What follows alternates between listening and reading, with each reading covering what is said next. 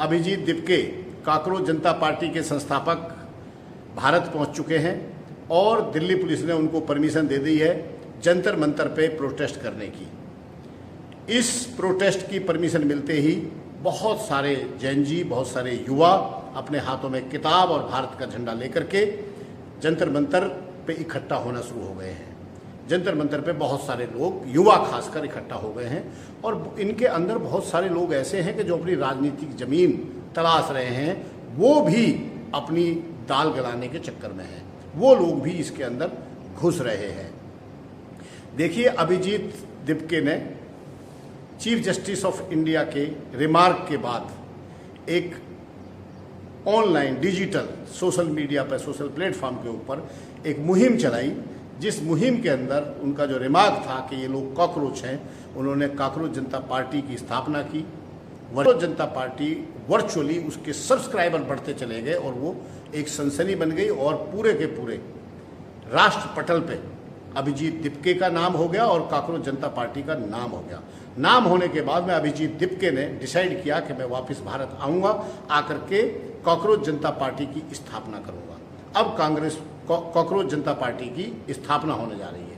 Cockroach जनता party के साथ का उदय एक ऐसे रिमार्क से हुआ। दोस्तों, मैं वीडियो में आपको बताऊंगा कि पास्ट में इस देश के अंदर बहुत सारे आंदोलन हुए। 1977 में जेपी का बहुत बड़ा आंदोलन हुआ, जिस समय कोई कांग्रेस के खिलाफ जाने की सोचता भी नहीं था।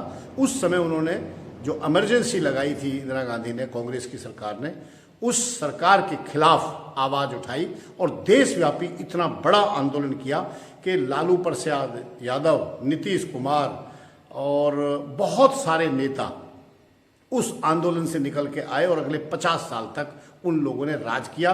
परंतु जो मुद्दे थे, मीडिया की आज़ादी, करप्शन को हटाना, एजुकेशन को लाना, वो मुद्दे जस के तस रहे इस देश में। उसके बाद बड़ा आंदोलन हुआ 87 में, जो वीपी सिंह ने लीड किया। वो था राजीव गांधी के ऊपर एलिगेशन थे कि बोफोर्स गन खरीदने में उन्होंने किकबैक्स लिया, उन्होंने घूस ली है। वो इतना बड़ा आंदोलन, 2 साल के अंदर वीपी सिंह इतने बड़े नेता उभर करके निकले कि वीपी सिंह देश के प्रधानमंत्री बन गए। परंतु सरकार चला पाए केवल 2 साल, 2.5 साल। उस दौरान आप देखिए 4-4, 6-6 महीने के लिए इस देश में प्रधानमंत्री बदले गए। देवेगौड़ा उस टाइम प्रधानमंत्री बने, चंद्रशेखर उस टाइम प्रधानमंत्री बने, बहुत सारे लोग उस टाइम प्रधानमंत्री बने, I.K. गुजराल प्रधानमंत्री बने। परंतु लोगों को क्या मिला? क्या कोई परिवर्तन आया? मुझे तो नहीं लगता कोई परिवर्तन आया। करप्शन में कोई परिवर्तन आया हो, या उसके बाद जो डील हुई उसमें एलिगेशन ना लगी। वीपी सिंह प्रधानमंत्री बन गए और बहुत सारे नेता निकल करके आए, छन करके आए, जिन्होंने इस देश पे फिर राज किया।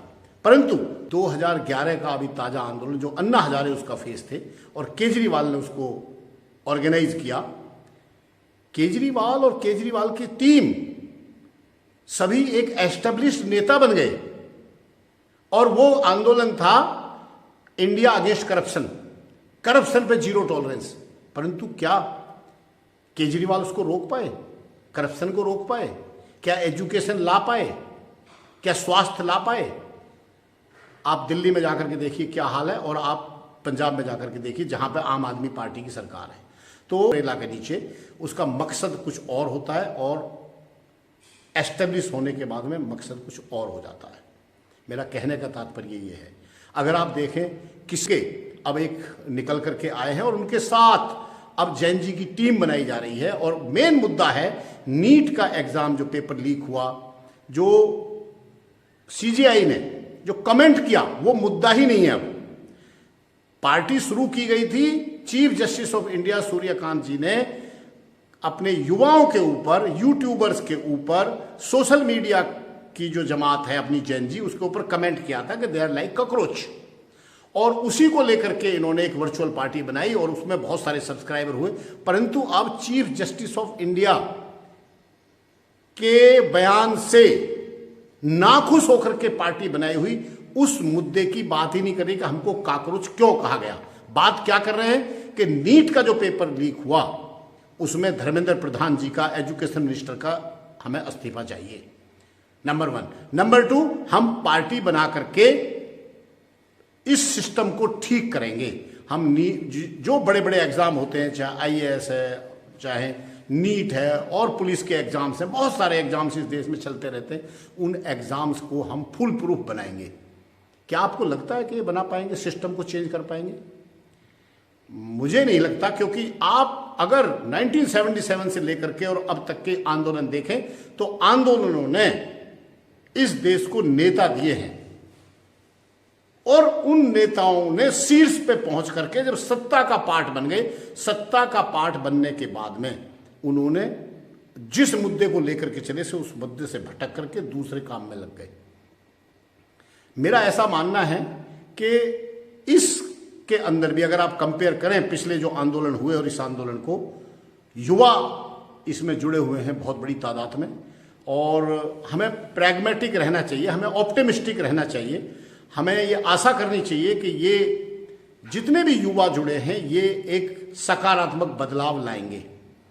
होना चाहिए पार्टिसिपेशन पॉलिटिक्स में होना चाहिए, और ये बहुत अच्छी बात है कि भारत सरकार ने, दिल्ली पुलिस ने उनको परमिशन दे दी है पीसफुल प्रोटेस्ट करने की। अदरवाइज ये क्यास लगाए जा रहे थे कि जैसे ही अभिजीत दीप के यहाँ लैंड करेंगे उनको अरेस्ट कर लिया जाएगा और उनको तिहाड़ जेल भेज दिया जाएगा, परंतु ऐसा नहीं हुआ। सरकार ने बहुत समझदारी दिखाई और उनको, इन युवाओं को पीसफुल प्रोटेस्ट करने की इजाज़त दे दी। ये बहुत अच्छा काम हुआ। देखने वाली बात ये होगी, या आप क्या सोचते हैं कि ये जो मोमेंट आज की देश में फैल चुका है हमारे देश के अंदर, क्या ये मोमेंट केवल पिछले आंदोलनों की तरह कुछ नेताओं के कैरियर चमका देगा, या वास्तव में आम जनता की समस्या हल कर देगा? पेपर लीक्स को रोक देगा, करप्शन, क्योंकि पेपर लीक्स करप्शन से, सीधा सीधा करप्शन से जुड़ा हुआ है। पेपर जो लीक किया जाता है, कोई भी एग्जाम का जो पेपर लीक होता है उसके अंदर बहुत बड़ा करप्शन होता है, बहुत बड़ा पैसे का लेन देन होता है। पेपर 10-10 लाख में, 20-20 लाख में बेचे जाते हैं, तो ये बहुत बड़ा करप्शन है। इस तरह बिजली विभाग में बहुत बड़ा करप्शन है, बहुत सारे डिपार्टमेंट्स में करप्शन है। जुडिशियल रिफॉर्म्स की जरूरत है इस देश में। केस चलते रहते हैं 30-30, 40-40 साल तक डिसीजन नहीं आता है। जुडिशरी जो है वो ओवरलोडेड है। तो क्या इन सब मुद्दों के ऊपर ये जो जेनजी मोमेंट है, अगर ये सत्ता में आए अरविंद केजरीवाल की तरह कहीं पर, तो क्या ये उनको कर पाएंगे, या जो एस्टेब्लिश्ड पॉलिटिकल पार्टियां हैं, एस्टेब्लिश्ड पॉलिटिकल लीडर्स हैं, क्या वो इनको सत्ता में इतने आसानी से आने देंगे? क्योंकि जब भी कभी ऐसे आंदोलन से लोग निकल करके आए हैं, 1977 में आप देखिए कि 2-2.5 साल के अंदर जनता पार्टी की सरकार गिर गई और फ्रेश चुनाव हुए। सिमिलरली जब वीपी सिंह बोफोर्स के खिलाफ आंदोलन करके आए, उनकी भी सरकार 2-2.5 साल चली, उसमें 5-4 प्रधानमंत्री बदले और लास्ट में फिर कांग्रेस आई। सिमिलरली अरविंद केजरीवाल का भी यही हुआ कि अरविंद केजरीवाल ने जिस तरह के वादे किए थे उस मुद्दे से भटक करके उन्होंने कुछ और काम में लग गए, अपना पैसा बनाने में लग गए, और जो अच्छे अच्छे लोग थे जो बदलाव ला सकते थे उनको बाहर कर दिया पार्टी से। क्योंकि एक्चुअली तो नॉलेज होनी चाहिए काम को करने के लिए, सिस्टम को बदलने के लिए। You need to have knowledgeable people around you who can work for you. But Arvind Kejriwal sir, Sonam Wangchuk भी आ गए कांग्रेस जनता पार्टी को सपोर्ट करने के लिए। सोनम वांगचुक का हम सब जानते हैं कि सोनम वांगचुक ने बहुत लड़ाई लड़ी है, करप्शन के खिलाफ भी लड़ाई लड़ी है, उन्होंने एनवायरनमेंट के खिलाफ लड़ाई लड़ी है, बहुत सारे इश्यूज़ पे वो बोलते हैं, बहुत ही रेस्पेक्टेड पर्सनैलिटी हैं। परंतु I don't know what will be his contribution, what will be his role in the Congress Janata Party and how this country will be benefited. मैं आशा करता हूँ, शुभकामनाएं देता हूं अभिजीत दिपके को और उनकी टीम को कि युवा के जोश के साथ होश को रखें, होश ना खो बैठे जोश में, और इस पूरे के पूरे युवा मंडल को, जितने लोग इकट्ठे हो रहे हैं, इन सब को एक अच्छी तरह से चैनलाइज करके एक पॉजिटिव, एक आउटकम ऐसा आए कि जहां पे पॉजिटिव चेंज आए। क्योंकि इस देश में विपक्ष खत्म हो चुका है। There is no opposition in this democracy in any state और इन द सेंटर इटसेल्फ।